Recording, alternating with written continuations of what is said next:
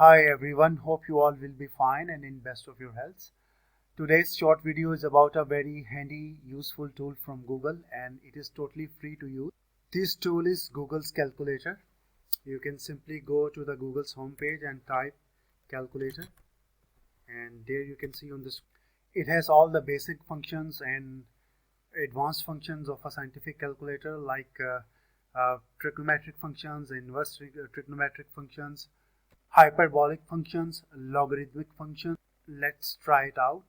Let's say if I want to find 25% of 20.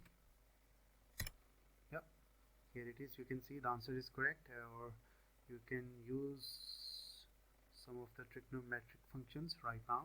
Let's say I want to find the sine of 90.